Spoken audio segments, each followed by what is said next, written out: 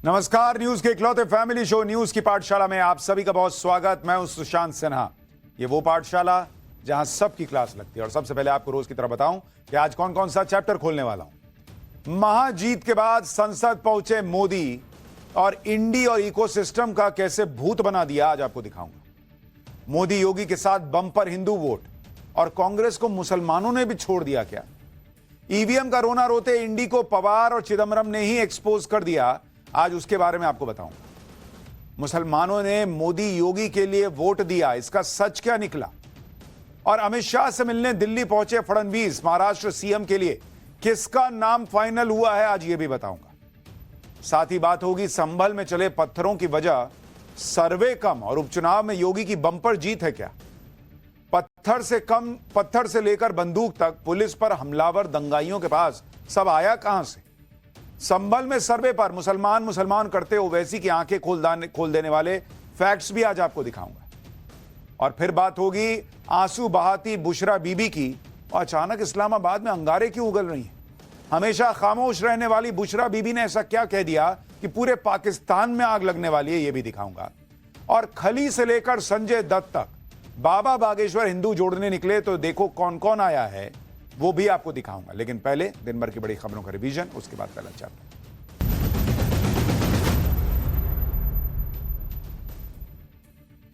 दिल्ली में स्कूल फिर से खोलने और फिजिकल क्लास शुरू करने का फैसला सुप्रीम कोर्ट ने commission for air quality management पर छोड़ दिया है। सुप्रीम कोर्ट ने कहा कि कमीशन तय करे कि स्कूल ऑफलाइन खोलने हैं या हाइब्रिड मोड में क्लासेस चलाई जा सकती हैं। सुप्रीम कोर्ट ने यह कह दिया है कि एयर पोल्यूशन के लेवल में कमी आने के बावजूद ग्रैप 4 लागू रहेगा।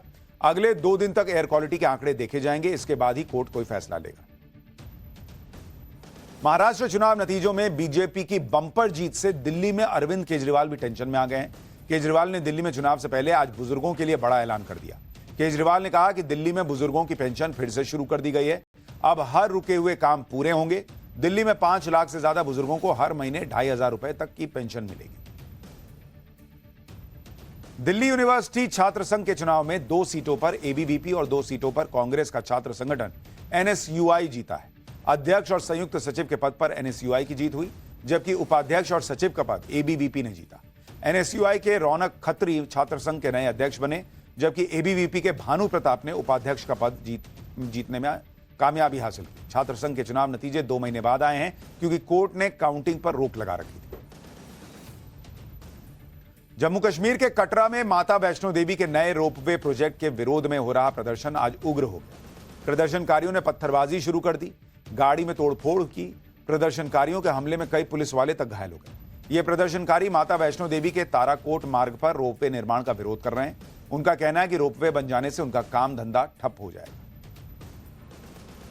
यूपी के कैबिनेट मंत्री नंद गोपाल गुप्ता के सीए से करीब 2 करोड़ की ठगी करने वाले 5 साइबर अपराधियों को पुलिस ने गिरफ्तार कर लिया।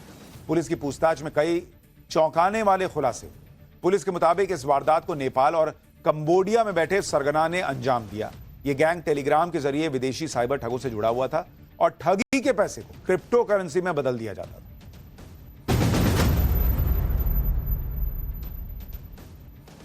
तो यह हो गया दिन भर का रिवीजन। अब पाठशाला की पहली क्लास। महाजीत के बाद संसद पहुंचे मोदी, इंडी और इकोसिस्टम का कैसे भूत बना दिया।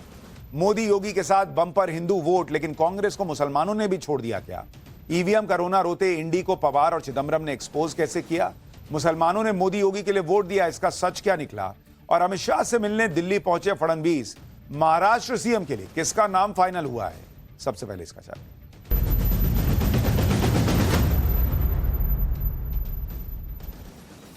99 सीट पर उछलते राहुल गांधी और उनके इकोसिस्टम का नरेंद्र मोदी ने मात्र 6 महीने में भूत बना दिया बॉस। मात्र 6 महीने में। पहले हरियाणा में पटका, उसके बाद महाराष्ट्र में रगेद के दौड़ा के धोया है। महाराष्ट्र के चुनावी नतीजे तो ऐसे हैं कि राहुल, उद्धव, शरद पवार, सुप्रिया सुले और अखिलेश यादव जैसे दिग्गजों का सियासी करियर पैकअप होने की कगार पर दिखने लगा है। लेकिन आप विडंबना देखिए, जो लोग अब तक ये समझ नहीं पाए कि नरेंद्र मोदी एक के बाद एक चुनाव जीत कैसे जाते हैं, वो आज भी इसे समझने को तैयार नहीं है, क्योंकि उनकी सुई तो 10 साल से एक जगह पर ही अटकी है। चुनाव हारो तो ईवीएम पर छाती पीटो, संसद शुरू हो तो अडानी ग्राम का हल्ला काटो, संसद चलने मत दो। सेम स्क्रिप्ट हर बार रिपीट करते हैं, हर बार फेल होते हैं, लेकिन वही स्क्रिप्ट। और फिर कहते हैं कि मोदी ने गड़बड़ की, ईवीएम हैक हो गई। अरे बॉस, अपना दिमाग तो लगाओ कि जो कर रहे हो वो चल नहीं रहा है, कुछ तो नया ट्राई करो। असल में मोदी का विरोध करते करते इनका खुद का दिमाग हैक हो गया, क्योंकि यही अडानी है जिनसे ये अपने राज्यों में पैसा लेते हैं और अडानी के नाम पे संसद में हल्ला काटते। तो पब्लिक को नहीं दिख रहा है क्या? यही ईवीएम है जिससे झारखंड जैसे राज्य में बंपर जीत हासिल कर लेते हैं। कर्नाटक और बंगाल में उपचुनाव इंडिया अलायंस जीत रहा है, लेकिन महाराष्ट्र में हार गए, यूपी में हार गए तो ईवीएम खराब हो गया। पब्लिक को नहीं दिख रहा है ये सब, इसलिए पब्लिक इन पर भरोसा नहीं करती। भरोसा करती है नरेंद्र मोदी पर, क्योंकि हारे या जीते उनका स्टैंड क्लियर है। अगर हार गए तो काम करके सुधारेंगे, जीत गए तो अपने कार्यकर्ताओं का धन्यवाद करने पहुंच जाएंगे। राहुल गांधी कहां है, किसी को दिख रहे हैं? गायब है, कार्यकर्ता तक को संबोधित करने नहीं आए। और उसके बाद कहेंगे कि अरे हम लोग हारते कहां, ईवीएम में गड़बड़ी है।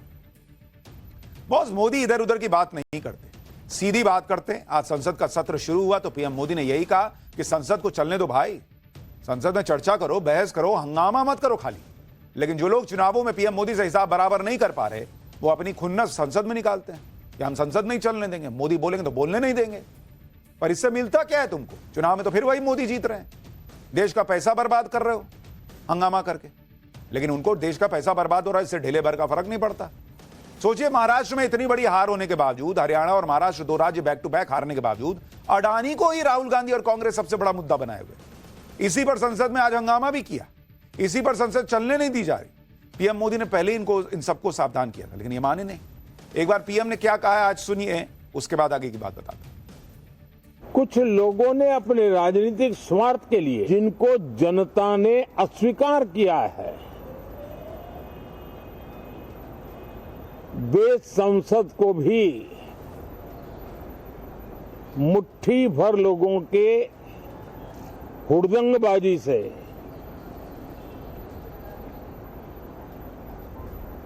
कंट्रोल करने का लगातार प्रयास कर रहे हैं।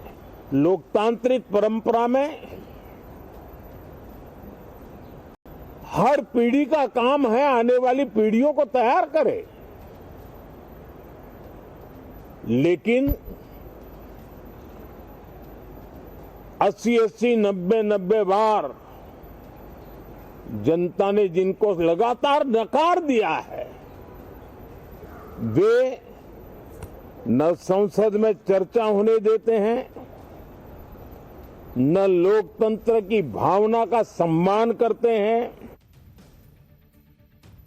प्रधानमंत्री ने तो पहले ही क्लास लगा दी, लेकिन इंडी गठबंधन नहीं माना। संसद में अडानी के मुद्दे पर हंगामा करने लगा। राज्यसभा में इंडी गठबंधन के सांसदों ने अडानी के मुद्दे पर चर्चा के लिए 13 नोटिस दिए, लेकिन हंगामे के बीच राज्यसभा पहले 15 मिनट के लिए और फिर बुधवार तक के लिए स्थगित हो। लोकसभा में भी यही हुआ, पहले 12 बजे तक लोकसभा स्थगित हुई, फिर बुधवार तक स्थगित हुई। राज्यसभा में किस तरह से अडानी के मुद्दे को लेकर बहस हुई, आपको देखना चाहिए। कांग्रेस नेता मल्लिकार्जुन खड़गे बार बार टोकने के बाद भी अडानी अडानी ही करते रहे, अडानी का मुद्दा उठा रहे थे और राज्यसभा सभापति से यहां तक कह दिया कि मुझे सिखाने की कोई जरूरत नहीं। ये लोग इसी एटीट्यूड में रहते हैं कि मुझे कोई ना सिखाए, भले हार जाऊं लेकिन मुझे सीखना नहीं है। नहीं सीखेगा तो यही होगा। सुनिए संसद में क्या हुआ आज। उसमें मेरा भी हिस्सा 54 इयर्स है, तो मुझे कोई सिखाने की कहने की बात नहीं। सही, एक बार आपको अनुरोध करूं। मैं आपसे एक second. No, please take your seat. No, in all humility from the chair, all I said, you know it more than anyone else. I paid you the highest compliment. Okay, Still sir. you are taking exception. Thank you very much. Thank you. No, sir. Thank you. I'm hurt. This is hardly an approach. I have commended his contribution. Thank you. I have praised it, and the same. Sir, ये बहुत ही important मसला What है। have to say, sir? Not on 267. 267. No, my ruling is over. Mallikarjun खड़गे के चेहरे पर जो कांग्रेस को हार मिली है वो दिख रहा था और इसलिए नाराजगी कहीं और निकल रही थी। अडानी के मामले को हार के बाद भी बार बार उठाने की एक वजह यह भी है कि इन्हें पता है कि अडानी की बात नहीं करेंगे तो चुनाव में नरेंद्र मोदी से मिली भयंकर हार पर बात होगी। इसलिए अडानी के शोर में महाराष्ट्र के चुनावी नतीजों को दबाने में लगे हुए हैं ये लोग। जबकि सच यह है कि अडानी के मुद्दे से राहुल गांधी, कांग्रेस या इंडी गठबंधन को अब तक कुछ हासिल नहीं हुआ है। भाई 2023 में भी राहुल गांधी ने अडानी का मुद्दा उठाया था, संसद में खूब हंगामा काटा, संसद चलने नहीं दी, लेकिन इसके बाद कांग्रेस लोकसभा चुनाव से पहले के 3 अहम राज्यों में चुनाव हार गई, मध्य प्रदेश, छत्तीसगढ़ और राजस्थान। कांग्रेस बुरी तरह हारी। फिर से अडानी का मुद्दा यह तब उठा रहे जब महाराष्ट्र से लेकर यूपी तक इंडी गठबंधन की बहुत बड़ी हार हुई है। अडानी के मुद्दे पर बार बार राहुल गांधी हवा भरते हैं, बार बार उनकी गाड़ी की हवा निकल जाती है। ऐसा इसलिए क्योंकि सबको पता है कि खुद कांग्रेस और उनके सहयोगियों के राज्यों ने अडानी से मोटा निवेश ले रखा है। खुद कांग्रेस अब अडानी के मुद्दे पर बैकफुट पर है। आज ही आप देखिए कि तेलंगाना के सीएम रेवंत रेड्डी ने कह दिया कि अडानी ने जो 100 करोड़ रुपए तेलंगाना सरकार को दान में दिए थे, वो 100 करोड़ की डोनेशन अडानी को लौटाई जा रही। लेकिन जब लौटाने ही था तो लिया क्यों? पहले कह देते कि नहीं लेंगे अडानी से पैसा। भाई राहुल गांधी तो इसके पहले से अडानी को घेर रहे हैं, आज क्या नया हो गया? पहले पैसा ले लिया, अब जब राहुल गांधी से लोग सवाल पूछने लगे कि अरे वहां तो 100 करोड़ का डोनेशन लिया, तो अडानी का पैसा लौटाने की बात की जा रही, तो पब्लिक को यह नहीं दिखेगा। असल में अडानी का नाम लेकर पूरा ध्यान भटकाया जा रहा है। महाराष्ट्र के चुनावी नतीजों से जहां पर राहुल गांधी की ऐसी हार हुई, वैसी हार कांग्रेस की कभी नहीं हुई। इसलिए कभी अडानी तो कभी ईवीएम की बात हो रही। ईवीएम को लेकर किस तरह से इंडी गठबंधन ने छाती पीटी है, आपको देखना चाहिए। उसके बाद बताऊंगा कि मोदी योगी के साथ कितना बंपर हिंदू आया है और क्या कांग्रेस से मुसलमान भी चिटक गया है। लेकिन पहले देखिए ये लोग क्या कर रहे हैं। भाई ठाकरे की शिवसेना के नेता संजय राउत कह रहे हैं कि महाराष्ट्र में दोबारा चुनाव होने चाहिए। ये जनता का वोट नहीं है, ये नतीजे स्वीकार नहीं कर सकते। कांग्रेस ने तो प्रेस कॉन्फ्रेंस करके ईवीएम पर सवाल उठाए। दिग्विजय सिंह ने कहा कि बीजेपी ने ईवीएम में हेराफेरी से चुनाव जीता है। कांग्रेस नेता और कर्नाटक के गृह मंत्री ने कहा ईवीएम हैक होने से हम हारे हैं। वो कर्नाटक के गृह मंत्री कह रहे हैं जहां बाइपोल में कांग्रेस जीती है। आप सोचिए इन लोगों का क्या हाल रह गया है बॉस, कि हम जीतेंगे तभी वो चीज ठीक है, हमारे पक्ष में सुप्रीम कोर्ट से फैसला आएगा तो सुप्रीम कोर्ट स्वतंत्र है, हमारे मन मुताबिक पत्रकार सवाल पूछेगा तो पत्रकार निष्पक्ष है। ये क्या हिसाब है बॉस? और ये सारी बातें नई भी नहीं। हर बार चुनाव हारने पर इंडी गठबंधन इसी तरह से ईवीएम लेकर बैठ जाता है रोना रोने के लिए, फिर ईवीएम के मुद्दे पर संसद में हंगामा करने की कोशिश करता है। एक बार सुनिए, इन लोगों का राग ही नहीं खत्म हो रहा ईवीएम वाला। भाई महाराष्ट्र के नतीजे भी उससे ज्यादा आने वाले थे अच्छे। हमारी 4 या 5 सीटें लोगों ने चोरी की है। शिंदे को 60 सीटें मिलती है, संभव है क्या ये? अजीत पवार को 40 सीटें मिलती है, क्या ये संभव है? भारतीय जनता पार्टी को 125 सीटें मिलती है, क्या संभव है? इस प्रकार के नतीजे महाराष्ट्र के ऊपर लाद गए हैं। ये जनता का कौल हो ही नहीं सकता। ईवीएम पर इस देश में व्यापक चर्चा होनी चाहिए और वो जब वक्त होगा तो वो चर्चा जरूर होगी। जिस तरह से इलेक्शन कमीशन ने चुनाव टाला, महाराष्ट्र में 3 इंस्टॉलमेंट जाने दिए उनकी योजना के, वो सारी चीजें थी। मैडम कह रही है कि ईवीएम पे चर्चा होनी चाहिए। मैडम आपको भी पता है ईवीएम पर व्यापक चर्चा सुप्रीम कोर्ट तक में हुई है और सुप्रीम कोर्ट को भी कुछ गलत नहीं दिखा। ईवीएम पर सबसे ज्यादा शोर कांग्रेस और उद्धव ठाकरे की शिवसेना कर रहे हैं। संजय राउत की हालत तो ऐसी हो गई जैसे किसी ने पैरों के नीचे से जमीन खींच ली। जब एसी कमरों में बैठकर राजनीति की जाती है तो इसी तरह का झटका लगता है संजय राउत जी। तभी तो आप देखिए कि इंडी गठबंधन में जो भी समझदार और जमीनी नेता हैं वो ईवीएम का रोना नहीं रो रहे। भाई शरद पवार ने कहा कि वो ईवीएम पर कुछ नहीं कहेंगे, उनके पास सबूत नहीं है। सुप्रिया सुले ने कहा कि ईवीएम पर सबूत चाहिए और वो कांग्रेस से बात करेंगी। कांग्रेस सांसद कार्ति चिदम्बरम के बेटे हैं ये, उन्होंने कहा कि ईवीएम से उन्हें कोई दिक्कत नहीं है, ईवीएम हैक होने का कोई सबूत नहीं है।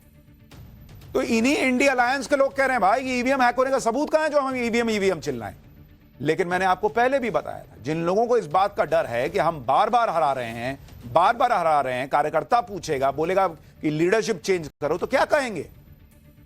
तो कह दो कि ईवीएम में गड़बड़ी है। अब आप खुद सोचिए कि क्या शरद पवार से ज्यादा अनुभवी है क्या संजय राउत? शरद पवार तो बीजेपी की जीत के लिए उनकी योजना को क्रेडिट दे रहे हैं, लेकिन इंडी गठबंधन को हार शब्द सुनते ही ईवीएम करना शुरू कर देना है। अपने गिरेबान में इनको झांकना नहीं है। इंडी गठबंधन के पास ईवीएम पर ना तो कोई फैक्ट है, ना कोई सबूत है, ना कोई ढंग का लॉजिक है। क्योंकि झारखंड में जेएमएम कांग्रेस आरजेडी गठबंधन जीता तो ईवीएम ठीक है। वायनाड उपचुनाव में प्रियंका वाड्रा जीती तो ईवीएम ठीक है। राजस्थान के दौसा उपचुनाव में कांग्रेस जीती तो ईवीएम ठीक है। पंजाब उपचुनाव में 4 में से 3 सीट आम आदमी पार्टी जीती तो ईवीएम ठीक है। यूपी उपचुनाव में जिन 2 सीटों पर सपा जीती वहां ईवीएम ठीक था। कोलकाता रेप कांड के बावजूद ममता बनर्जी बंगाल में उपचुनाव की सारी 6 सीटें जीत गई तो ईवीएम ठीक है। लेकिन जहां इंडी गठबंधन हारा या बीजेपी की जीत हुई तो ईवीएम गड़बड़ है। बॉस यही सब करके आप लोग अपना क्रेडिबिलिटी गिरा लिए हैं पब्लिक के बीच में। पब्लिक थू थू कर रही है। ये लोग कैसे लोग हैं जो अपने देश के सिस्टम को खराब बनाने में जुटे हुए हैं। इंडी गठबंधन की माने तो देश में हर चुनाव में इंडी गठबंधन की जीत होनी चाहिए, तभी ईवीएम ठीक है। और जहां बीजेपी की जीत हो गई, इसका मतलब ईवीएम हैक हो जाता है। गजब ही लॉजिक है बॉस। इंडी गठबंधन के नेता संजय राउत और पवन खेड़ा तो यह भी कह रहे हैं कि बीजेपी गठबंधन को महाराष्ट्र में 288 में से 230 सीट कैसे आ सकती है, ऐसा तो हो ही नहीं सकता। बॉस, इन लोगों की बुद्धि और सोच पे हंसी आती है, या कहूं कि कई बार तो रोना आता है कि कैसे लोग हैं ये लोग। अगर किसी गठबंधन को ज्यादा सीटें मिल गई तो ईवीएम हैक होने का आरोप लगेगा। दिल्ली पंजाब भूल गए आप लोग। इसी इंडी अलायंस का पार्ट है आम आदमी पार्टी। आप बताइए, मैं आपको कुछ याद दिलाता हूं। अगर आप देखेंगे दिल्ली में 2015 का नतीजा क्या आया था विधानसभा चुनाव का? कुल सीट है 70 सीट है दिल्ली के अंदर। उस 70 में से 2015 में आम आदमी पार्टी कितनी जीती थी? 67 बॉस। अनप्रेसिडेंटेड, ऐसा कभी नहीं हुआ। 70 में से 67 सीट। तब तो किसी ने रोना नहीं रोया, बीजेपी ने भी रोना नहीं रोया कि यार 70 में से 67 कैसे जीत सकते हैं, केजरीवाल हैक कर लिया। इसी तरह से आप 2020 में देखिए, इस 70 में से आम आदमी पार्टी फिर 62 जीत गई। तब भी बीजेपी ने रोना नहीं रोया कि हम 8 ही जीत रहे हैं, ये 62 कैसे जीत रहे हैं। कांग्रेस भी कुछ नहीं बोली। इसी तरह से आपको पंजाब का हाल बताता हूं। पंजाब में अभी जब चुनाव हुए तो वहां पर 117 सीट है टोटल। उसमें से आम आदमी पार्टी 17 में से 92 सीट जीती। 92। कांग्रेस 18, शिरोमणि अकाली दल 3 और बीजेपी 2 सीटें जीतने वाली बीजेपी ने तब भी नहीं कहा कि इनको 92 कैसे आ सकता है 117 में से। बंगाल में ममता बनर्जी 200 से ज्यादा सीट जीत गई थी। किसी ने नहीं कहा कि बंगाल में ममता बनर्जी को इतनी सीट कैसे आ सकती है। बॉस, तमाशा बनाना बंद कर दीजिए आप लोग। देश का हद कर दिए हैं भाई, एकदम घिना दिए हैं आप लोग। दिल्ली में आम आदमी पार्टी 70 में से 67 जीत जाए, कोई हंगामा नहीं, तब ईवीएम ठीक रहता है। ये ईवीएम का रोना रोते हैं लेकिन अपना परफॉर्मेंस नहीं देखते। कांग्रेस के सहयोगी दलों के बीच खुद कांग्रेस का परफॉर्मेंस सबसे खराब है। खराब स्ट्राइक रेट है इनका। भाई, महाराष्ट्र में स्ट्राइक रेट आप देखिए, बीजेपी 149 सीट लड़ी, 132 सीट जीती। उनका स्ट्राइक रेट है 89% का। और कांग्रेस पार्टी जो है वो 101 में से मात्र 16 सीट जीत रही है। कांग्रेस का स्ट्राइक रेट जो है वो मात्र 16% का है। कहां नरेंद्र मोदी का स्ट्राइक रेट 89%, राहुल गांधी का स्ट्राइक रेट 16%। एक आदमी जो है वो अपने कार्यकर्ताओं को संबोधित कर रहा है, जमीन पे काम कर रहा है, मेहनत कर रहा है। दूसरा आदमी शिमला में छुट्टी मना रहा है, स्ट्राइक रेट 16% का आएगा तो ईवीएम गड़बड़ है। अपने अंदर कब झांकिएगा? इसी तरह से आपको झारखंड का हाल देखना चाहिए, जहां पर झारखंड में आप देखिए इंडी गठबंधन की बड़ी जीत हुई। उसमें भी कांग्रेस का परफॉर्मेंस और स्ट्राइक रेट अपने सहयोगियों के बीच भी खराब है। भाई, झारखंड में स्ट्राइक रेट आप देखिए, बीजेपी 68 सीट पे लड़ी, 21 जीती, उसका स्ट्राइक रेट 31%। कांग्रेस 30 लड़ी, 16 जीती, 53% का स्ट्राइक रेट। जेएमएम 41 लड़ी, 34 जीती, 83% का स्ट्राइक रेट है। और आरजेडी 6 में से 4 जीती, 67% का स्ट्राइक रेट है। यानी वहां भी कांग्रेस का अपने सहयोगियों में सबसे खराब प्रदर्शन है। तब जबकि झारखंड में उनकी सुनामी है, उस सुनामी में भी बीजेपी 30% के ऊपर स्ट्राइक रेट रख रही है। महाराष्ट्र में सुनामी में कांग्रेस उड़ गई, 16% का स्ट्राइक रेट।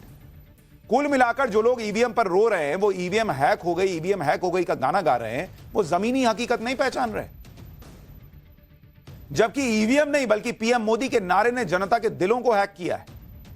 सीएम योगी के नारे को जनता ने समझा है। प्रधानमंत्री मोदी और सीएम योगी आदित्यनाथ की जोड़ी ने महाराष्ट्र चुनाव को 360 डिग्री पलट के रख दिया। इन दोनों ही नेताओं ने अपनी रैलियों में हिंदू एकता की बात की, जातियों में न बंटकर एक होकर रहने की बात की। पीएम मोदी और सीएम योगी के नारे पर महाराष्ट्र की जनता एक हो गई और यही एकजुटता चुनाव के नतीजों में दिखाई दी। इंडी गठबंधन ने जाति कार्ड खेला, मुस्लिम धर्मगुरुओं से वोट अपील करवाई, बीजेपी को वोट देने वालों के बॉयकॉट तक का ऐलान कर दिया। लेकिन इन सब पर पीएम मोदी और सीएम योगी की जोड़ी भारी पड़ी, जिसकी गवाही आंकड़े दे रहे हैं।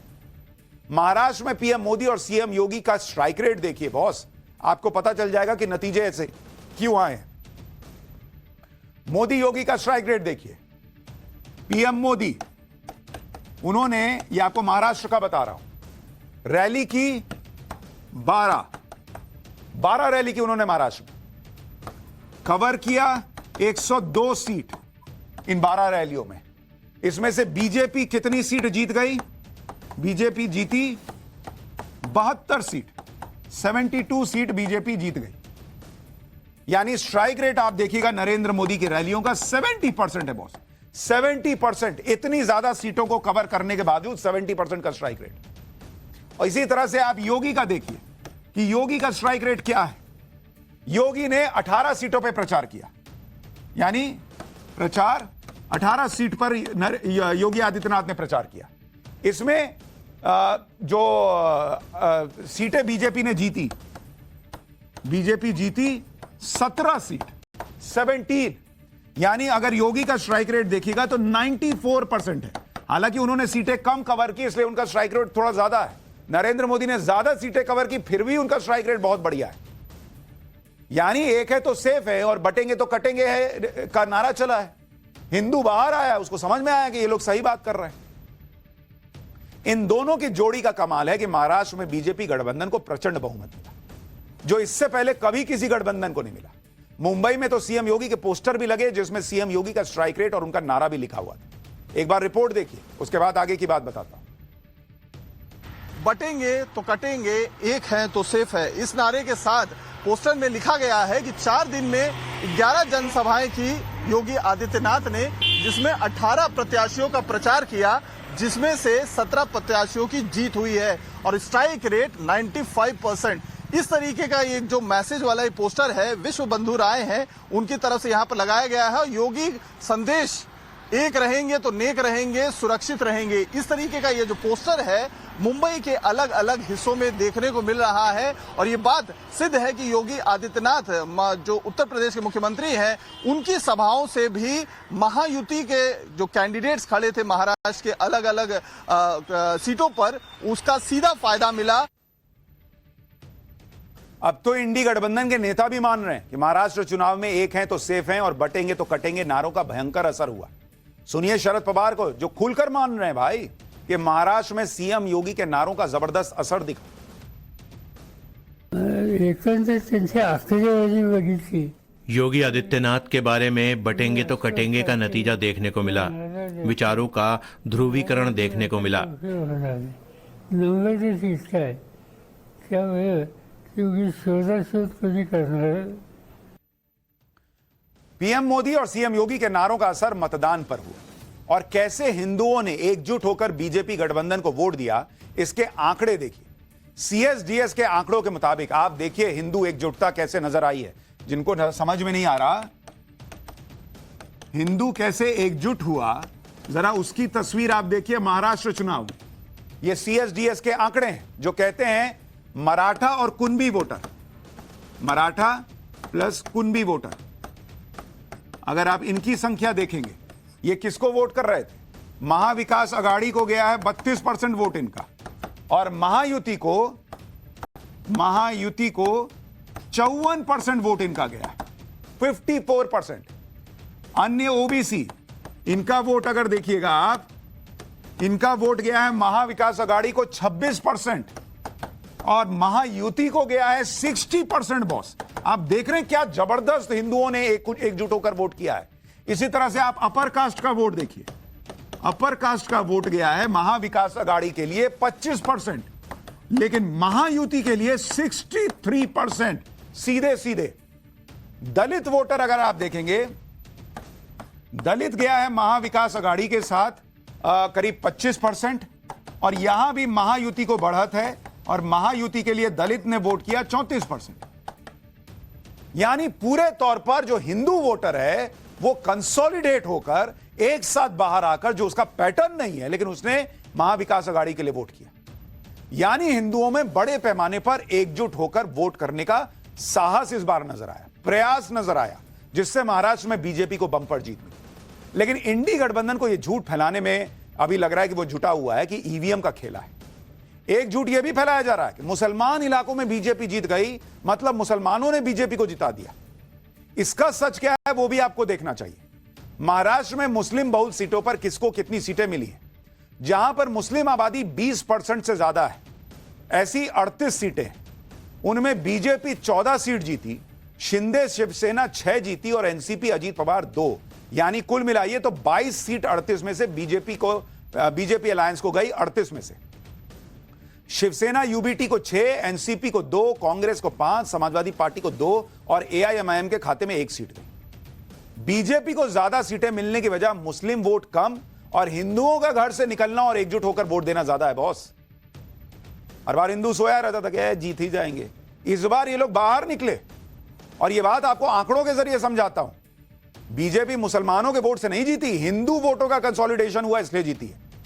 यह उन सीटों का हाल है जहां मुस्लिम आबादी 20% है, लेकिन जहां मुस्लिम आबादी इससे भी ज्यादा है वहां पर महाविकास अघाड़ी आगे निकल गई। जैसे अगर आप महाराष्ट्र में देखेंगे, अगर आप देखेंगे मुस्लिम आबादी, अगर आप देखिए मुस्लिम आबादी जहां पर 35% प्लस है, 35% से ज्यादा मुस्लिम आबादी, वहां सीट कितनी? 11। ऐसी 11 सीटें जहां पर मुस्लिम आबादी 35% से ज्यादा है। यहां महाविकास अघाड़ी जीती है 6 सीट, 6 जीती इसमें से। तो अगर मुसलमान बंपर जिता रहा था तो बीजेपी ना जीतती। महायुति यहां 4 जीती, उसमें भी बीजेपी की शायद जहां तक मुझे ध्यान है 1 सीट है। और एआईएमआईएम जो है असदुद्दीन ओवैसी की पार्टी, उसको 1 सीट पे जीत मिली। अगर मुस्लिम बीजेपी को वोट दे रहा होता भर भर के तो बीजेपी को यहां भी जीतना चाहिए था ना भाई, लेकिन ऐसा नहीं हुआ।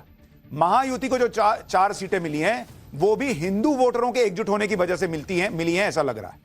इसी तरह से जिन सीटों पर मुस्लिम वोटर 50% या उससे भी ज्यादा है, वहां का हाल देखिए भाई। अगर मुसलमान भर भर के वोट कर रहा है तो अगर मुस्लिम आबादी आप देखिएगा जहां 50% प्लस है वहां बीजेपी को जीतना चाहिए। ऐसी कितनी सीट है? ऐसी सीट है जहां 50% से ज्यादा मुसलमान है, वो है 4। वहां एआईएमआईएम जीतती है 1 सीट, सपा जीतती है 2 सीट और कांग्रेस जीती है 1 सीट। तो आप बताइए बॉस, एक भी तो बीजेपी गठबंधन के पास नहीं है। तो अगर मुसलमान भर भर के वोट दे रहा था तो 50% प्लस वाले में जीतना चाहिए था। 50% से ज्यादा आबादी वाली मुस्लिम बहुल सीट में आप मालेगांव सेंट्रल का उदाहरण देखिए, वहां पर सारे मुस्लिम कैंडिडेट थे और इसमें ओवैसी की पार्टी सिर्फ 162 वोट से जीती है और कांग्रेस तो चौथे नंबर पर रही। मालेगांव सेंट्रल सीट में एआईएमआईएम के कैंडिडेट को 1,09,653 वोट मिले, इंडियन सेक्युलर पार्टी को 1,09,491, समाजवादी पार्टी 9,624 और कांग्रेस चौथे नंबर पर रही जिसको 7,524 वोट मिले। यानी ओवैसी की पार्टी मात्र 162 वोट से जीती। लेकिन यहां तो कोई छाती नहीं पीट रहा, ये ईवीएम हैक हो गया, 162 का ही मार्जिन कैसे रहा? आप सोचिए ना क्या चल रहा है। सवाल यह भी है कि अगर मुसलमानों ने बीजेपी को वोट नहीं दिया तो मुस्लिम प्रभाव वाली सीटों पर बीजेपी गठबंधन को जीत कैसे मिली?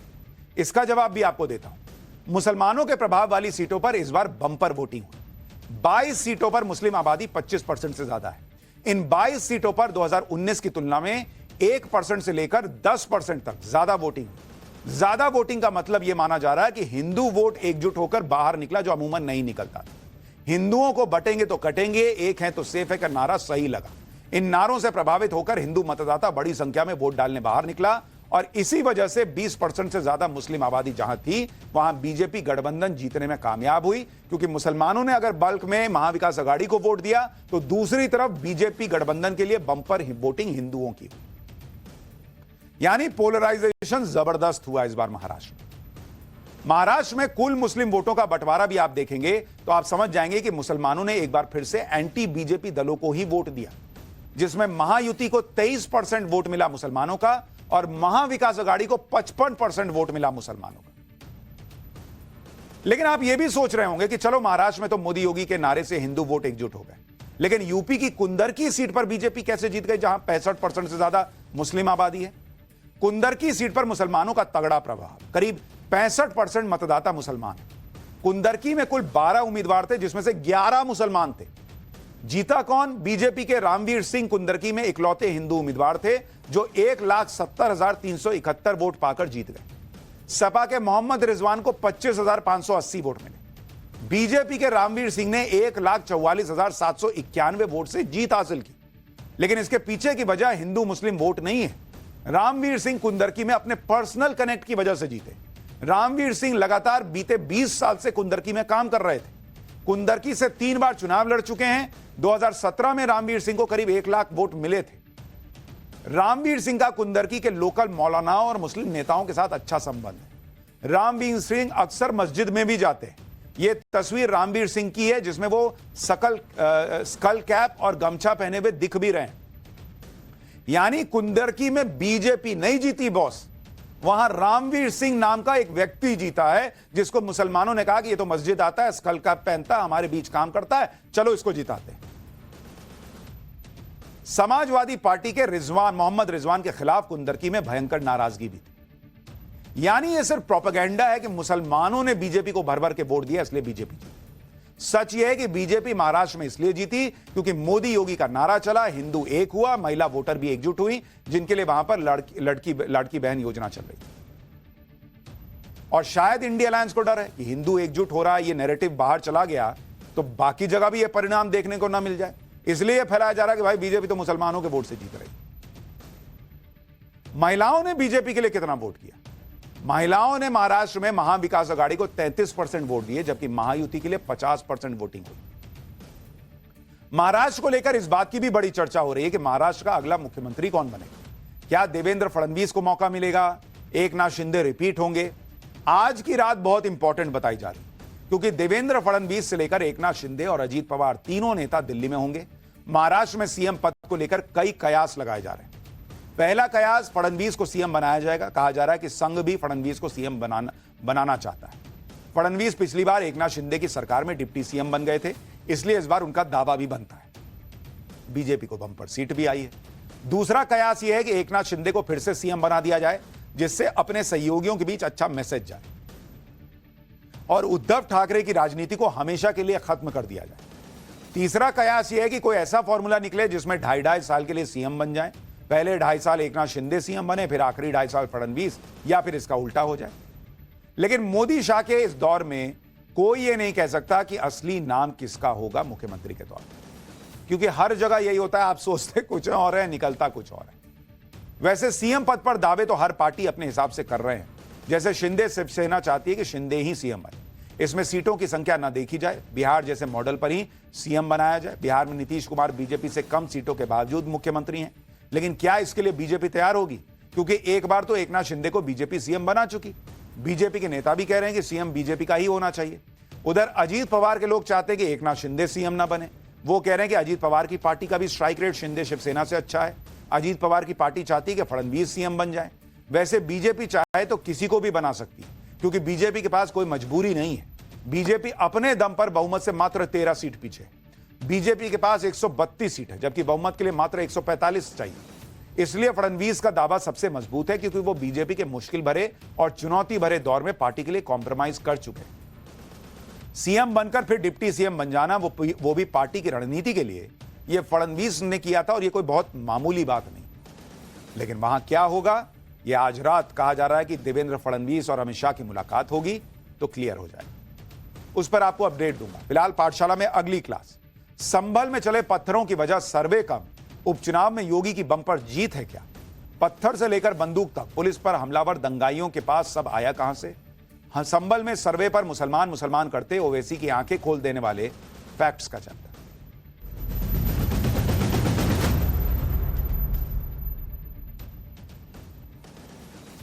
क्या यह संयोग है या फिर कोई प्रयोग कि इधर यूपी में योगी उपचुनाव जीतते हैं, उधर संभल में हिंसा शुरू हो जाती है? संभल में जो हिंसा हुई, जो पत्थर चले, क्या उसकी वजह मस्जिद का सर्वे कम बल्कि उपचुनाव में योगी की बम्पर जीत ज्यादा है? यह सवाल आज पूछे जा रहे हैं, क्योंकि सर्वे तो ज्ञानवापी में भी हुआ था, वहां तो कोई बवाल नहीं हुआ। संभल में भी पहले सर्वे हुआ है, वहां पे तब बवाल नहीं हुआ। लेकिन अचानक इतनी हिंसा क्यों हो गई? पत्थर से लेकर बंदूकें क्यों चल गई? जाने क्यों चली गई? बिना किसी के उकसावे के, बिना किसी के भड़कावे के इस तरह से कैसे पत्थर इकट्ठा हो गए और पत्थरबाज इकट्ठा हो गए? और इतने पत्थर हर बार आ कहां से जाते हैं भाई? पत्थर से लेकर बंदूक तक पुलिस पर हमलावर हुए दंगाइयों के पास हिंसा का यह सब सामान आया कहां से था? इन सारे सवालों की अनदेखी करके वोट बैंक की पॉलिटिक्स करने वाले संभल के मामले को अपनी राजनीति से और उकसा रहे हैं। इन्हें यह नहीं दिख रहा कि 2 दिन से संभल सुलग रहा है। संभल में जामा मस्जिद के सर्वे को लेकर कल जबरदस्त हिंसा हुई। भीड़ ने पुलिस के ऊपर पथराव किया। बवाल के दौरान फायरिंग हुई। 4 लोगों की जान गई है, जबकि कई पुलिस वाले भी घायल हुए। जबकि कोर्ट के आदेश पर सर्वे हो रहा था।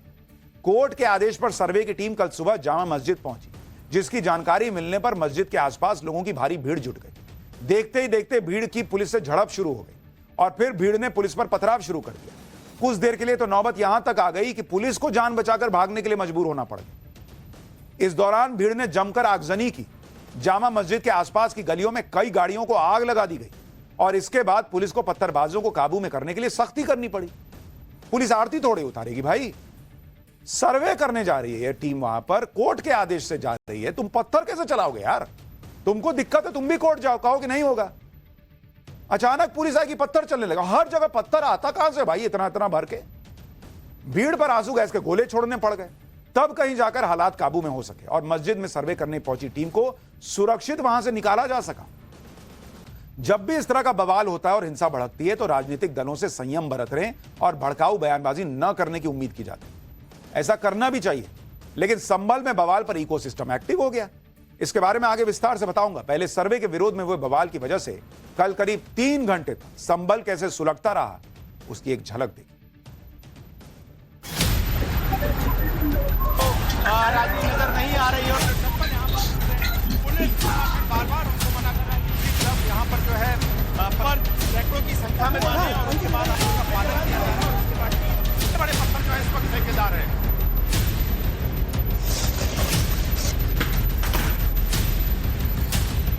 इतने बड़े पत्थर जो है यहाँ पर लगातार पहुंच रहे हैं।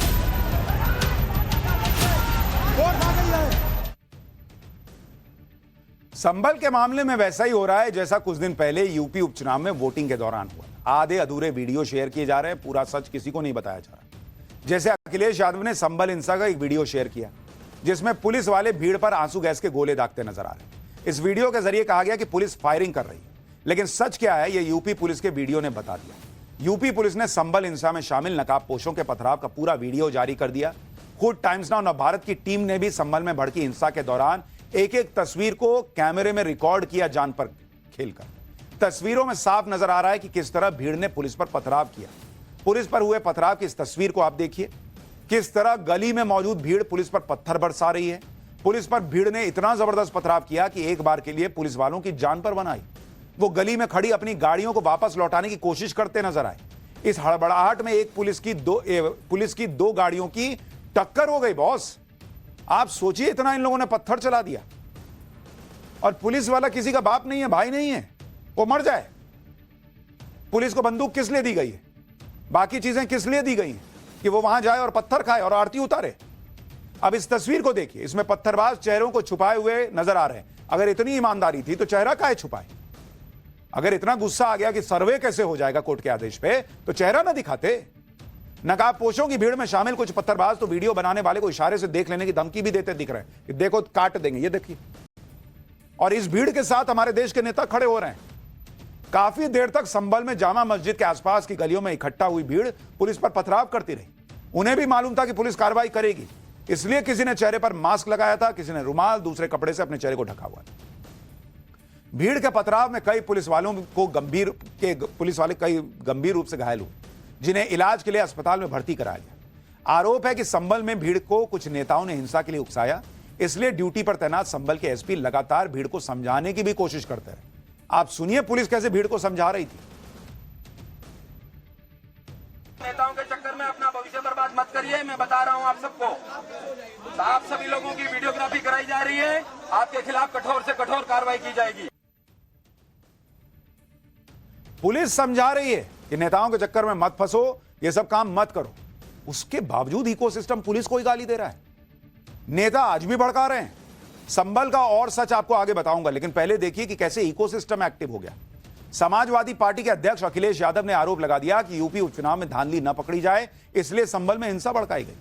राहुल गांधी बोले यह हिंदू और मुसलमानों को लड़ाने की साजिश है, सरकार ने जानबूझकर माहौल खराब किया। असदुद्दीन ओवैसी ने कहा कि मस्जिद कमेटी को दोबारा सर्वे की जानकारी नहीं दी गई, बेकसूर नौजवानों का मर्डर किया गया। उधर अखिलेश यादव इस मामले में अपनी पार्टी के सांसद पर केस दर्ज होने से नाराज हैं और कहा जा रहा है कि बीजेपी ने किया। क्या बीजेपी जाके पत्थर देके आई थी? बीजेपी जाके वहां पे ये मुंह पे कपड़ा रखने के लिए देके आई थी कि बेटा तुम जब है ना वहां पे पत्थर चलाओगे तो एक काम करना, मुंह ढक लेना ताकि तुम्हारा चेहरा ना दिखे। और ये पत्थर जो सड़क पर पड़े हैं, ये बीजेपी वहां ट्रॉली से भिजवाई थी क्या? बीजेपी जो है वो वहां पर बोल के आई थी कि हम आएंगे, वहां पे आएगी टीम सर्वे के लिए, कोर्ट के ऑर्डर के बाद तुम मार देना। ये लोग बीजेपी के वोटर हैं क्या? लगातार हुई हिंसा को लेकर पुलिस के खिलाफ मर्डर का केस दर्ज करने की मांग उठा रहे हैं अखिलेश यादव। सुनिए एक बार उनको। पूरा का पूरा कराया गया ये दंगा है। और किसने कराया? सरकार ने कराया, क्योंकि सरकार जो बेईमानी कर रही थी, सरकार जिसने वोट लूटा, सरकार ने जिसने मशीन पर ईवीएम की बटन बार बार पुलिस से दबाई, प्राइवेट ड्रेस में पुलिस लगाई, उस चुनाव में इनकी धांधली, इनकी चोरी न पकड़ी है, इसलिए जानबूझ करके संभल में घटना कराई है। संभल का माहौल बिगाड़ने में याचिका दायर करने वाले लोगों के साथ पुलिस और प्रशासन के लोग जिम्मेदार हैं। इनको निलंबित किया जाना चाहिए और हत्या का मुकदमा चलाया जाना चाहिए। इन लोगों के लिए पत्थर चलाने वाली भीड़ कभी जिम्मेदार नहीं हो सकती। शोभा यात्रा पर पत्थर चले तो हिंदू जिम्मेदार। ऐसा लगता है हिंदू जाके कहता कि भाई सुन ना, ये ले पत्थर मैं लेके आया हूं, तू मार दे मेरे को। अब पुलिस जिम्मेदार है। कहीं एलियन वेलियन घूम रहे होंगे तो एलियन जिम्मेदार हो जाएगा, लेकिन ये भीड़ जिम्मेदार नहीं हो सकती। इनका वोट बैंक बर्बाद हो जाएगा बॉस। अच्छा, उस पूरे विवाद पर राहुल गांधी सामने तो नहीं आए, लेकिन उन्होंने एक लंबा चौड़ा ट्वीट दाग दिया। राहुल गांधी ने अपने ट्वीट में लिखा कि संभल के मामले में राज्य सरकार का पक्षपात और जल्दबाजी भरा रवैया बेहद दुर्भाग्यपूर्ण है। प्रशासन द्वारा बिना सभी पक्षों को सुने और असंवेदनशीलता से की गई कार्रवाई ने माहौल और बिगाड़ दिया और कई लोगों की मृत्यु का कारण बना, जिसकी सीधी जिम्मेदारी भाजपा सरकार की। भाजपा का सत्ता का उपयोग हिंदू मुसलमान समाजों के बीच दरार और भेदभाव पैदा करने के लिए करना न प्रदेश के हित में है न देश के। मैं सुप्रीम कोर्ट से इस मामले में जल्द से जल्द हस्तक्षेप कर न्याय करने का अनुरोध करता हूं। राहुल गांधी ने इस ट्वीट में यह नहीं बताया कि अगर कोर्ट के आदेश के बाद सर्वे हो रहा है, पुलिस सर्वे टीम को लेकर जा रही है और सामने से पत्थर चल रहा है, तो पुलिस को क्या करना चाहिए? क्या करना चाहिए था बॉस? आरती उतारते, माला पहनाते, वापस लौट जाते, फिर अगले बार जाते, फिर मार खा के आते, अपना माथा फोड़ो। क्या करती पुलिस बॉस? राहुल गांधी जी बताइए ना आप। मुस्लिम वोटों के चक्कर में ओवैसी को भी लगा कि वो कहीं पीछे ना छूट जाए, इसलिए ओवैसी ने सर्वे पर कोर्ट के फैसले पर ही सवाल उठा दिए। भीड़ पर पुलिस की कार्रवाई को मर्डर बता दिया। कांग्रेस सांसद इमरान मसूद ने इस मामले में सुप्रीम कोर्ट के से दखल देने की मांग कर दी। सुनिए इन लोगों को। वहां पर कोर्ट की तरफ से बगैर मस्जिद के जिम्मेदारों को, कमेटी को सुने उन्होंने एक एक्स पार्टी ऑर्डर पास कर दिया, वो गलत है। दूसरा यह है कि एक बार तो आपने गलत ऑर्डर दिया, सर्वे हो गया। दूसरा सर्वे जब किया आपने किसी को इत्तला नहीं दी। तीसरी बात यह है कि पुलिस का ये काम था कि मस्जिद कमेटी को कॉन्फिडेंस में लेते या वहां की पीस कमेटी को। चौथी बात यह है कि जो सर्वे करने लोग आ रहे हैं वो प्रोवोकेटिव स्लोगन्स लगा कर आ रहे हैं, वो वीडियो उसका है, पब्लिक डोमेन में है। और उसके बाद जो वहां पर वायलेंस हुआ, जिसमें 3 मुसलमानों को गोली लगी, उनकी मौत हुई, हम इसका कंडेम करते हैं। ये फायरिंग नहीं बल्कि मर्डर है। देखिए, कोर्ट का आदेश था, पालन हो रहा था, पहले भी हुआ था, उसमें कुछ नहीं हुआ। लेकिन कोर्ट के आदेश के बाद दूसरे असामाजिक तत्व जाकर के गाली देंगे और नारे लगाएंगे और उकसाने का काम करेंगे। खुले वीडियो हैं इनके। ये सीधे सीधे प्रायोजित दंगे हैं। इनका एजेंडा है 1991 के वर्शिप एक्ट को पूरी तरह से दरकिनार कर दिया। इसका सुप्रीम कोर्ट को स्वतः संज्ञान लेना चाहिए। ये देश के अंदर मतलब मुझे बहुत खराब हालात दिखाई दे रहे हैं कि देश को कहां लेकर के जाना चाहते हैं। ये नफरतों के नाम पर कहां लेकर के जाएंगे? मैं कभी कभी सोचता हूं कि क्या ही पॉलिटिक्स है इन लोगों की। एक लफ्ज इन लोगों से नहीं निकल रहा कि इन लोगों ने पत्थर क्यों चलाया। एक लफ्ज नहीं निकल रहा इन लोगों से। पत्थरबाजों की गलती ढेले भर की नहीं है इनके लिए। इन लोगों की राजनीति संभल के मामले को और भड़का रही है, जबकि सच यह है कि संभल हिंसा को लेकर पुलिस और प्रशासन लगातार दावा कर रहा है कि यह हिंसा साजिश के तहत भड़काई गई। संभल में जो हुआ वो सब पहले से प्लान्ड था और जैसे जैसे जांच आगे बढ़ रही है, पुलिस के हाथ वो सबूत भी लग रहे हैं, जिससे साफ हो रहा है कि मस्जिद के आसपास जुटी भीड़ पूरी तैयारी के साथ आई थी, क्योंकि हिंसा के बाद जांच के लिए पहुंची फॉरेंसिक टीम को मौके से कई गोलियों के खोखे और हथियार बरामद हुए। इस तस्वीर को देखिए। संभल के एसपी जिस धारदार हथियार को दिखा रहे हैं, यह भले ही देखने में चाकू जैसा लग रहा है, लेकिन इसमें दोनों तरफ धार नजर आ रही है। इसके पकड़ने के लिए बीच में जगह दी गई है। पुलिस का कहना है कि इस तरह का हथियार पहले कभी नहीं देखा गया। आप भी सुनिए मस्जिद के पास हिंसा के बाद बरामद किए गए इस हथियार पर पुलिस क्या कह रही है। फिर आपको बताऊंगा योगी सरकार ने किस तरह संभल हिंसा के गुनहगारों पर शिकंजा कसना शुरू कर दिया है। कल जब फोरेंसिक टीम द्वारा मौके पे कल देर रात्रि जब सब लोग चले गए थे, इस तरीके के वेपन उनके वहां से घटनास्थल पे, जहां पे कई सारे चप्पल जूते पड़े थे, उनके बीच में ये भी बरामद हुआ है। इस तरह देख सकते हैं कि आप भीड़ के जो बलवाई थे, पत्थरबाज थे, उनका क्या मकसद था, उनका क्या उद्देश्य था। पुलिस वालों के पांव में गोली लगी है। जो लोग कह रहे हैं कि वहां कुछ नारे लग गए इसलिए पारा हाई हो गया, एक तो थोड़ा पारा कम रखा करो। अगर इतना हाई होता तो घर में रहो। सर्वे टीम थी, वो वहां लड़ाई करने नहीं गई थी। और दूसरी बात, इतना जल्दी पारा हुआ, हाई हुआ, इतना जल्दी पत्थर आ जाता है, इतने जल्दी ये हथियार आ जाते हैं। पुलिस और प्रशासन ने यह भी आशंका जताई कि संभल में जो हिंसा भड़की उसमें बाहरी लोगों का हाथ हो सकता है। संभल के डीएम को सुनिए, फिर आपको दिखाऊंगा कैसे संभल के लोगों ने भी प्रशासन की बाहरी लोगों वाली आशंका पर मुहर लगाई है कि रातों रात इसका हो सकता है प्लानिंग किया गया हो, और बाकी डिटेल जब इन्वेस्टिगेशन होगा उसके बाद पता चलेगा। क्योंकि जब आपस में इतनी पत्थरबाजी की, इन्होंने अपने ही लोगों के ऊपर पत्थरबाजी की, गोली चलाई और हथियार का जो प्रयोग कर रहे थे, इस बात का प्रतीक था कि मे भी आपस में भी इनके अंदर कुछ न कुछ रहा हो। सर, कुछ घरों से भी वेपन रिकवर हुए? घरों से भी कुछ वेपन रिकवर हुए हैं और वो सारा रिपोर्ट के अंदर है, वो आपको मिल जाएगा। तो बहुत बाहर से तो मैं नहीं कहूंगा, लेकिन 10-15 किलोमीटर के एरिया से लोगों को बुलाया गया था। संभल का प्रशासन ही नहीं, वहां जामा मस्जिद के आसपास रहने वाले लोग भी हिंसा में बाहरी लोगों के शामिल होने का दावा कर रहे हैं। सुनिए स्थानीय लोगों को। छतों पे कोई ऐसा नहीं था, ऐसा कुछ नहीं था कि जो यहाँ पे कोई ऐसी बात हो। और मोहल्ले का मुझे तो लगता नहीं कोई भी बंदा यहाँ पे ऐसा हो। लगता है आपको बाहर से लोग आए थे? सब ये बाहर की ही पब्लिक थी, जितनी भी थी। यहाँ का कोई ऐसा बसिंदा है ही नहीं। बस ये है कि कोई अगर खड़ा भी हो गया हो तो अपने घरों पे खड़ा हो गया हो, एक अलग बात है। और छतों पे से तो कोई हिसाब ही नहीं है। संभल में हुई हिंसा के बाद हालात को काबू में करने के लिए जिले की सीमा को सील कर दिया गया। 1 दिसंबर तक इलाके में बाहरी लोगों की एंट्री पर रोक है। सुरक्षा के लिए चप्पे चप्पे पर पुलिस वालों को तैनात कर दिया गया है। लोगों में भरोसा बनाए रखने के लिए आज पुलिस के साथ ही पीएसी और आरएएफ के जवानों ने भी इलाके में फ्लैग मार्च किया। एक तरफ पुलिस प्रशासन संभल में हालात नॉर्मल बनाने में जुटा है, दूसरी तरफ हिंसा में शामिल लोगों के खिलाफ ताबड़तोड़ एक्शन भी शुरू हो गया है। वीडियो फुटेज की मदद से पत्थरबाजी में शामिल लोगों की पहचान की जा रही है। बॉस योगी मॉडल क्लियर है, वो छोड़ने वालों में से है नहीं। संभल में भड़की हिंसा के मामले में अब तक 7 एफआईआर हो चुकी है। 2500 से ज्यादा अज्ञात लोगों के खिलाफ केस दर्ज किया गया है। 25 से ज्यादा लोग गिरफ्तार किए जा चुके हैं।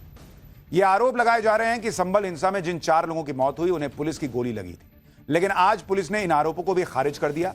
मुरादाबाद के पुलिस कमिश्नर आंजनेय सिंह ने पोस्टमार्टम रिपोर्ट के हवाले से दावा किया कि चारों मौत देसी तमंचों से चली गोली की वजह से हुई है।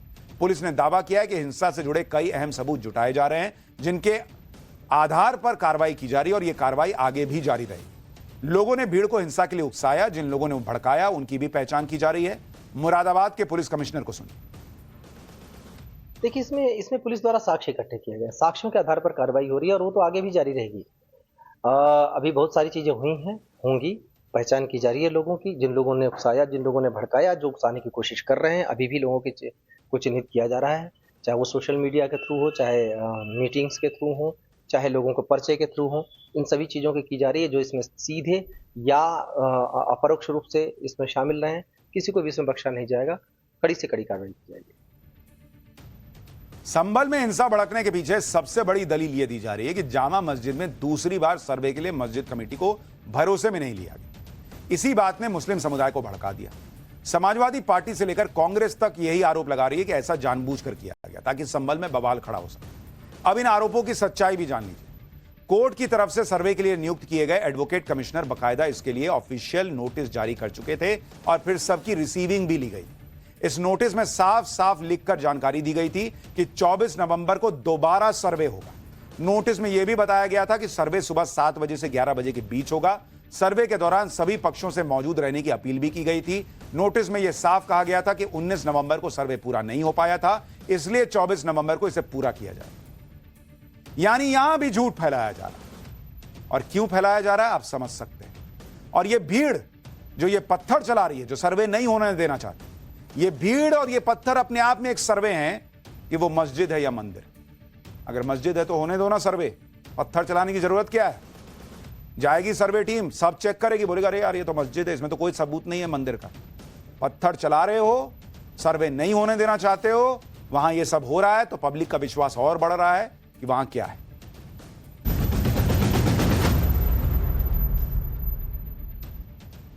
बागेश्वर बाबा इन दिनों भयंकर चर्चा में। देश से जातियों के बंधन को तोड़ने और जात पात को खत्म करने के लिए बागेश्वर बाबा सनातन हिंदू एकता यात्रा निकाल रहे हैं। बागेश्वर बाबा की यह पदयात्रा 21 नवंबर को बागेश्वर धाम से शुरू हुई और अंत 29 नवंबर को ओरछा धाम में हुई। और पाठशाला में हम आपको लगातार इस हिंदुओं को जोड़ने का जो प्रयास बागेश्वर बाबा कर रहे हैं उसके बारे में रोज आपको अपडेट दे रहे हैं। बागेश्वर बाबा अपने समर्थकों भक्तों के साथ ये पदयात्रा कर रहे हैं।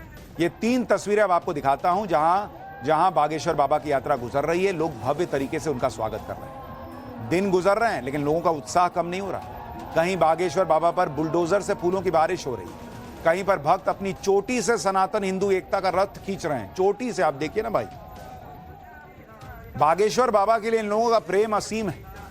बागेश्वर बाबा की यात्रा को समाज के हर वर्ग का समर्थन मिल रहा है। हिंदू एकता यात्रा में अलग अलग वर्गों से लोग शामिल हो रहे हैं और अब तो बॉलीवुड भी बागेश्वर बाबा के रंग में रंगता दिख रहा है। मशहूर एक्टर संजय दत्त आज बागेश्वर बाबा की यात्रा में शामिल हुए। संजय दत्त चार्टर्ड प्लेन से खजुराहो पहुंचे जहां वो हिंदू एकता यात्रा में शामिल हुए। संजय दत्त के पिताजी कांग्रेसी रहे, उनकी बहन कांग्रेसी हैं, जिन पर आरोप लगता है कांग्रेस वालों पर कि वो हिंदुओं का साथ नहीं देते। लेकिन हिंदू एकता की यात्रा में संजय दत्त बागेश्वर बाबा के साथ भगवा झंडा उठाए हुए हैं। कभी बागेश्वर बाबा का हाथ अपने हाथ में थाम कर चलते दिखाई दिए संजय दत्त। संजय दत्त ने हर हर महादेव के नारे भी लगाए। यात्रा में शामिल होने को लेकर संजय दत्त ने कहा कि बागेश्वर बाबा बहुत बड़ा काम कर रहे हैं और बागेश्वर बाबा जो आदेश देंगे उसे वो पूरा करेंगे। बागेश्वर बाबा की सनातन हिंदू एकता यात्रा में मशहूर रेसलर द ग्रेट खली भी शामिल हुए। खली भी बागेश्वर बाबा के हिंदू एकता अभियान से प्रभावित हैं। बागेश्वर बाबा के साथ कदम से कदम मिलाकर खली ने भी यात्रा की। ये देखिए, संजय दत्त से लेकर खली सब पहुंच रहे हैं। इस दौरान खली ने कहा कि बागेश्वर बाबा हिंदुओं को जगाने के लिए निकले हैं। महाराज के संकल्प को पूरा करने की जिम्मेदारी हम सब की है। बागेश्वर बाबा जात पात और भेदभाव मिटाने का जो अभियान चला रहे हैं उसको आगे बढ़ाना है। आपस में भाईचारा रहेगा तभी तो देश मजबूत बनेगा। बागेश्वर बाबा की यात्रा की जैसे चर्चा हो रही है उससे हिंदू एकता पर भी चर्चा बढ़ी है। लोग भी इस बात को समझ रहे हैं कि जात पात के बंधन तोड़कर हिंदुओं को अपनी पहचान हिंदू की ही बनानी चाहिए, तभी देश का भी भला हो सकता है और हिंदुओं का भी भला हो सकता है। और इसलिए बड़े से बड़े लोग बागेश्वर बाबा की यात्रा में लगातार जुड़ते जा रहे हैं।